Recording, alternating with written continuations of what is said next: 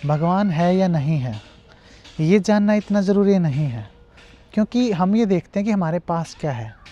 हमारे पास ये पूरा जीवन है, हम खुद हैं, ये शरीर है, ये मन है। तो क्या हमारे पास जो कुछ भी है वो सही अवस्था में है? क्या हम शांतिपूर्ण तरीके से जी रहे हैं? क्या इस जीवन का आनंद ले रहे हैं?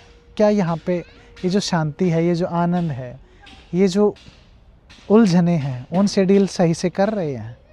अगर वो सही से कर रहे हैं तो हम सवाल उठा सकते हैं कि भगवान है या नहीं है। अगर यही ठीक नहीं चल रहा तो वो हो या ना हो, उससे कोई फ़र्क नहीं पड़ता। फ़र्क पड़ता है आप हो और आपका जीवन कैसा है, फ़र्क पड़ता है इससे। तो अपने जीवन को सही बनाइए। सही मायने क्या कि आप ये जो आपकी ये उलझन भरी ज़िंदगी है, ये शांतिपूर्ण ढंग से आपको जीनी आ जाए।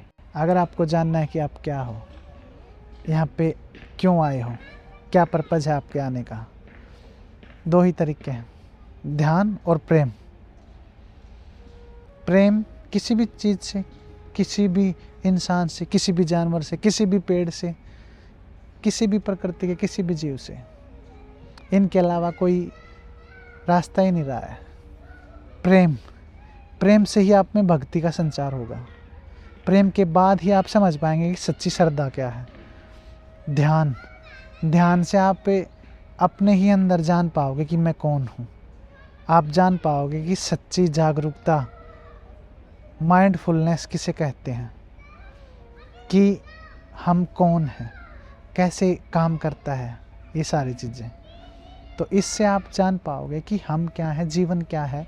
उसके बाद कुछ जानने को शेष नहीं रहेगा। उसके बाद आपको सवाल करना है या नहीं करना है कि भगवान है या नहीं है, वो आपकी समझ है, आपकी जिज्ञासा है।